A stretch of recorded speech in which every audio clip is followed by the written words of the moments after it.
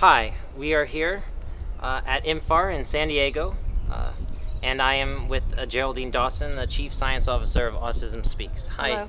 thanks for joining us. My pleasure. So, could you explain a little bit about what you do for Autism Speaks? Sure. So I am the Chief Science Officer at Autism Speaks, and you may know we provide about $25 to $30 million worth of research funding every year.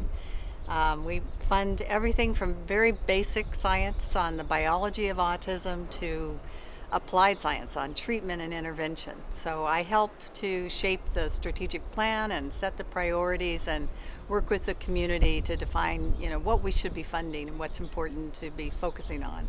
So, Jerry, what's an exciting development at this year's IMFAR?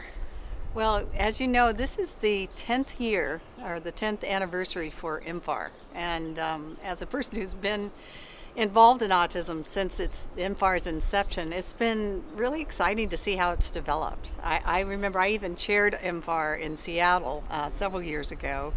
There were 1,000 people at that conference. We thought that was a lot at that time. And I understand there's 2,000 people that came to the conference this year. So it's really exciting to see the amount of interest that there is in IMFAR now.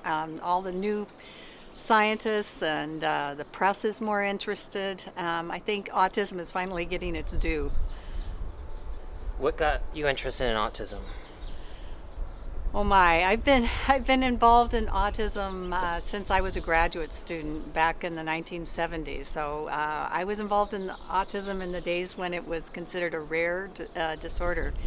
And actually it was working with a family, and it really captured my heart.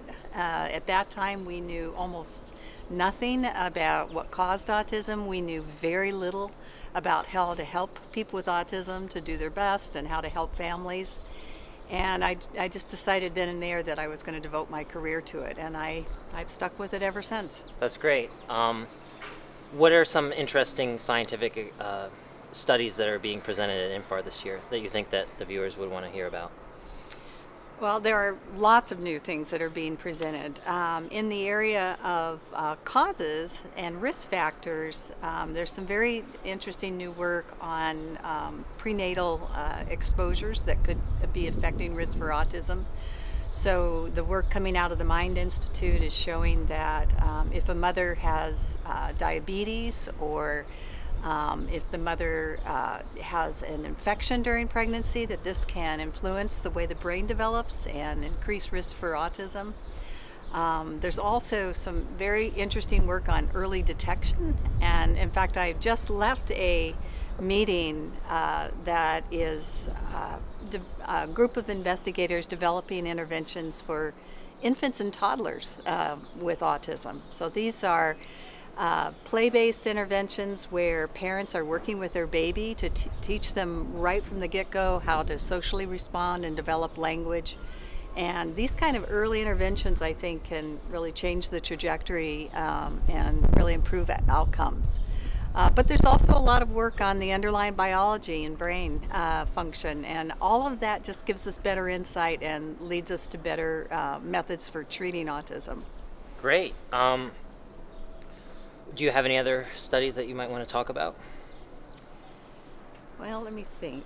Well, one of the most interesting studies that I've heard about has to do with the impact of having a child with autism on the family in terms of the financial resources that the family must bring to bear in order to help their child. So what they're finding is that the mother's income in particularly is affected. And the reason why often is because the kind of services and supports that people with autism need are not paid for by insurance. And so what's happening is that, and they often don't have the providers to be able to provide the interventions as well. So what's happening is that mothers are leaving work and they're paying out of pocket to be able to help their kids to thrive. And they showed that the impact on the mother's income was a drop by about 39% over even mothers who have other kids with other kinds of special health care needs. So I just think this is extremely unfair. You know, why should a family have to struggle financially when these are services and supports that we should be providing through insurance and through our other kinds of social services for people with autism. So I think that's really important. We need to highlight that. What do you think the focus of Autism Speaks is going to be in the future, in terms of what scientific research you guys are most interested in, what's coming up on the pipeline, I guess? Right. So at Autism Speaks, as we look to the future, I think what you'll see is more and more an emphasis on treatments and interventions. And these are interventions throughout the lifespan.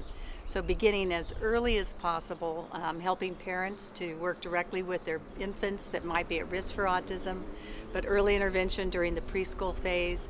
And then when we get into elementary school, how can we help kids to thrive socially and academically? And then perhaps most importantly these days is trying to come up with ways of supporting adults with autism. We know so little about what are the factors that promote the best outcomes for adults with autism. So we've developed an intervention that's focusing specifically on adults. But what we hope is that over the next several years we'll start to see more and more new methods for really promoting best outcomes for people with autism all along the lifespan. Oh, I did remember something else I'd like to mention. Awesome. Yeah. Go ahead. So one of the really exciting events that's going to be occurring here at IMFAR is a innovative technology demonstration. So what we did this year was to fund a design competition for students who may or may not know anything about autism but have expertise in technology to come up with an innovative design that could help people with autism connect with others and help other people in the world understand and connect with people with autism. And we had many submissions of these very cool designs. We had judges that included Temple Grandin and experts in technology, people who have a research background in autism. And we're going to be featuring 3 projects that won our awards for the best kind of innovative technology to help people with autism connect better with other people. So we're really excited about that. Yeah, that sounds really awesome. And thank you so much for doing this interview with us. And welcome. I hope to see you around the conference. All right. So, yeah, all right. Thanks, Alex.